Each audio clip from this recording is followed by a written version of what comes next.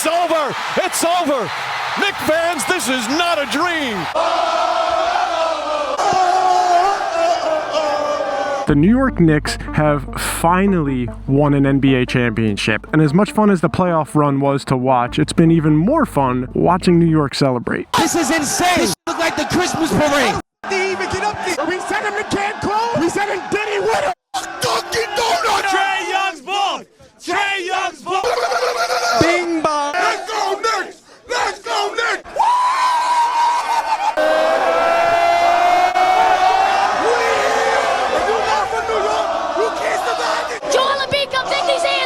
But while everyone was celebrating, I couldn't help but be reminded of something the Romans figured out over 2,000 years ago. Something often referred to as bread and circuses. Now, if you've been around this channel for a while, you're probably familiar with our conspiracy meter series. Well, it's finally back, but we're making some changes. With that said, welcome to the first ever Conspiracy Face-Off.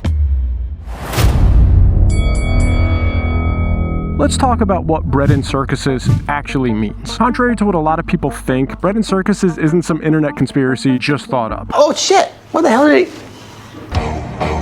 It's actually a phrase that dates back over 2,000 years, coined by a Roman poet named Juvenal. You could ride in the jag, yeah, with that jag. Nope. I know what you're thinking. Not juvenile, Juvenal. He criticized the Roman Empire for keeping the public happy with food, massive sporting events, gladiator games, and entertainment, instead of encouraging people to stay engaged in politics and what was happening around them. The idea was pretty simple. Keep people comfortable, keep them entertained, and maybe they stop paying attention to, well, everything else.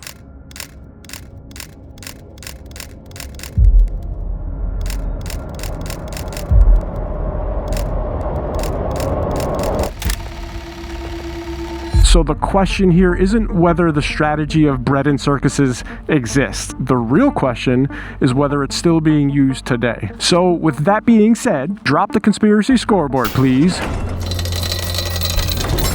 Oh my God, that was a bit much. Today's conspiracy face-off: is the Roman strategy of bread and circuses still alive and being used to distract us to this day? Or has this theory simply become a conspiracy that's outlived its evidence? Let's start with the obvious. Bread and circuses isn't some internet theory somebody came up with. It's a real historical strategy that dates back over 2,000 years. The Romans understood something pretty simple. If people are comfortable and entertained, they're generally less likely to focus on politics or challenge the people in power. Whether that's still happening today is exactly what we're debating, but the strategy itself absolutely existed. So, point one goes to the theory. Point number two, attention has value. Today, our attention is one of the most valuable commodities on Earth. Sports, streaming, social media, breaking news. Every company, every platform, and every advertiser is competing for one thing: your attention. Oh shit. There's a big ass motherfucking dragonfly, bro. Go and get.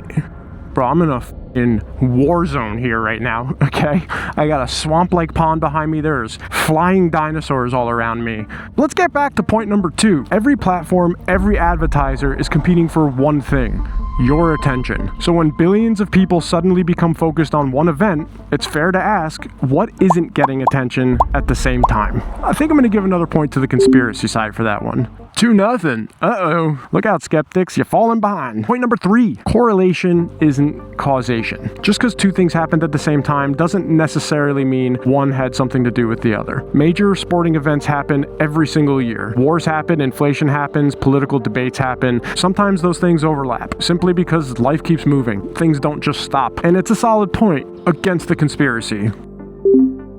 I hope I'm pointing to the right side. If I'm not, scores 2-1. Point number four, the Knicks timing. Let's talk about what inspired this video in the first place. The Knicks finally win a championship after decades. New York erupts, and around the same time, the region is preparing for one of the biggest sporting events in the world, the World Cup. Meanwhile, people are debating and fighting against things like AI, data centers, flock cameras, inflation, gas and oil prices, wars, privacy concerns, and the ability to drive your own vehicle without the government deciding you're not fit to and turning it off. Something that you spent $10,000 to $100,000 for, you don't have the control to use when you want to use, that kind of stuff. Sorry, I got sidetracked like I normally do ADHD plus, the government and all. That aside, does that prove that the Knicks won as part of some massive distraction? No, but supporters of the theory would argue the timing of everything is definitely interesting.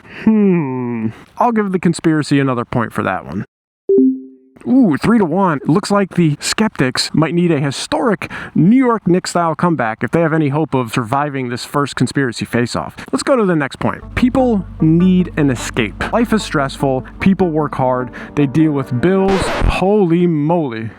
That mother effer is gigantic. Jeez Louise. Did y'all see that? Life is stressful. People work hard. They deal with bills, family, politics, the economy. Sometimes people just want to watch a game because they genuinely enjoy it. Entertainment doesn't automatically equal manipulation. And that's a strong point for the skeptics. 3-2. Okay. Yeah, comeback is still alive. Let's see what happens. Point number 6. History repeats itself. Governments have absolutely used major sporting events and entertainment to shape public perception. That is not conspiracy theory. It is documented history. Think about the 1936 Olympics. Shout out Jesse Owens. The 1980 and 84 Olympic boycotts and the 2008 Beijing Olympics. They do prove one thing, that sports and politics have never really been completely separate from one another. The real question is, could it still happen today? Pretty recent events tell me that it's possible. I'm going to give another point for the conspiracy. Point number 7. People still pay attention. Major news stories still dominate headlines, even during championship games. If something truly historic happens, sporting events don't necessarily prevent anyone from staying informed. They simply compete for their attention, like everything else. So I give a point to the skeptics on that one. Throw them a bone.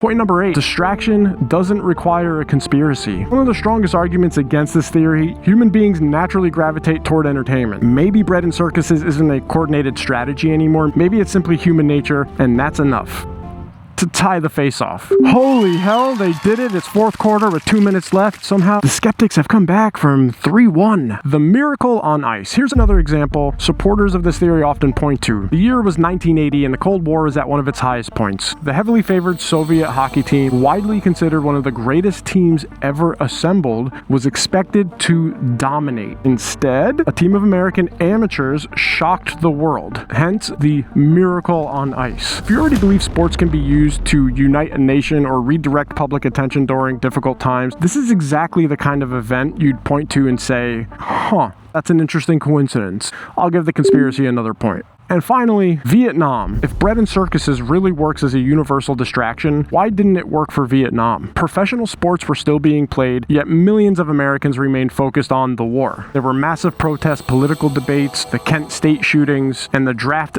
dominated everyday life. History shows that even with entertainment available, people can still become deeply engaged with what's happening around them. And that's a strong point against the conspiracy. Ending in a tie on the first conspiracy face-off? Yeah, we can't have that. So let's talk about it. There's one idea that was bothering me through the planning of this whole video. It's that sports and entertainment naturally distract us. And yes, I think that's true. The problem I have is I don't think it deserves to cancel out over 2,000 years of documented history of Bread and Circuses being used. Everyone seems to have this perception that whatever era they're currently living in has suddenly cleaned up its act. The governments are virtuous. The CIA would never do anything to test stuff on its own people or harm people. There's no such thing as false flags. Why would the government lie to us? We have historical evidence of this type of thing happening for centuries and centuries. That's a long time. That's a lot of history. Why would it have all of a sudden stopped? When I look back at that history, I start to realize that governments absolutely understand the power that sports and entertainment has as a distraction. Maybe not every sporting event, but enough examples exist throughout history that I'm going to give the conspiracy team a bonus point. Well, it looks as though the conspiracy board has spoken. According to the very first conspiracy face-off, Bread and Circuses is alive and well today. I have to say allegedly, right? I think is that how this social media thing works? It's allegedly. According to the first ever conspiracy face-off, the strategy known as Bread and Circuses is alive and well and being used on us today. Allegedly.